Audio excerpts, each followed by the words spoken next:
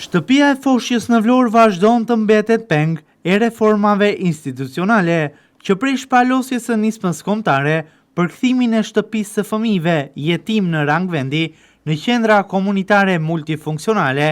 ky institucion nuk po gjen qetësi. Për më tepër se 3 vite, Shtëpia e Foshqës në Vlorë vazhdon të mbetet një institucion pa ide të qarta se si do të funksionojë, pa patur edhe vetë punojësit të qartë funksionin që duhet të kryejnë ata vetë, por edhe qëllimin e vazhdimësisë së institucionit të Shtëpisë së Foshqës,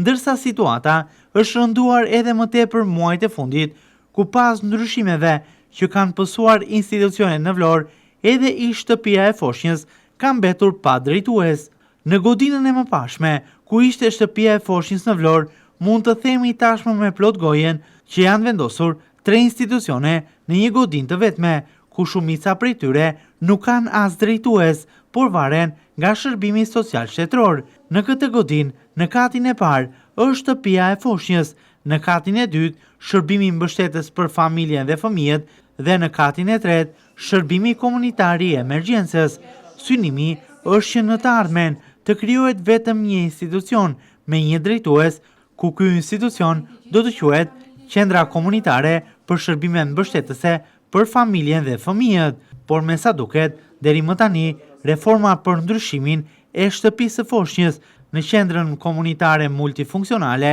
ka dështuar. Momentalisht, në godinë të 3 institucionet funksionojnë të ndara, secili për hesap të vet, ndërsa është shërbimi mbështetës për familjen dhe fëmijët, ku punojësit e të cilit shkojnë dhe japi shërbim në mbi 60 familje me fëmijë në banesë apo vendet ku ato ndodhen. Shërbime këto si këshillime për shkollim, mbështetje për nevojat që ata kanë, apo këshillime për aplikimet që ata mund të kryejnë në përmirësimin e kushteve të jetesës.